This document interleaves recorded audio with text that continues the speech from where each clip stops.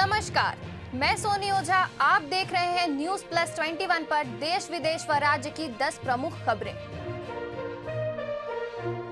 अयोध्या में आज दीप उत्सव का बनेगा नया रिकॉर्ड, जलाए जाएंगे 12 लाख दिए। धनतेरस पर ज्वेलरी की जोरदार खरीदारी, कैट ने किया दावा, मंगलवार को बिका 15 टन सोना। कट्टरपंथियों के आगे झुकी इमरान खान की सरकार, तहरीके लब्बैक के 860 एक्टिविस्ट जेल से छोड़े जाएंगे। छत्तीसगढ़ में धर्मांतरण पर संघ आया भाजपा के साथ। संघ नेताओं ने कहा, राज्य में धर्मांतरण रोकने विधेयक लाए सरकार। कांग्रेस बोली, सिर्फ यही दिमागी फितूर। महाराष्ट्र के नागपुर में 6 वर्षीय बच्चे की बैलून से खेलते समय मौत, गले में अटक गया था गुब्बारा।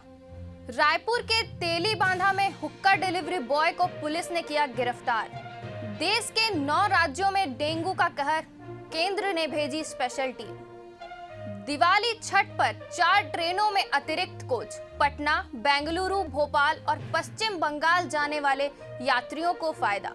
2 दिसंबर तक मिलेगी सुविधा। छत्तीसगढ़ में पड़ोसी राज्यों से 50,000 टन धान आने की आशंका, इसीलिए 7 जिलों में नाकेबंदी। भारत और अफगानिस्तान के बीच T20 का मैच आज, अश्विन को मिल सकती है प्लेइंग 11 में जगह। ऐसे ही देश विदेश व राज्य से अपडेट रहने के लिए देखते रहिए न्यूज प्लस 21, आपके हक की बात।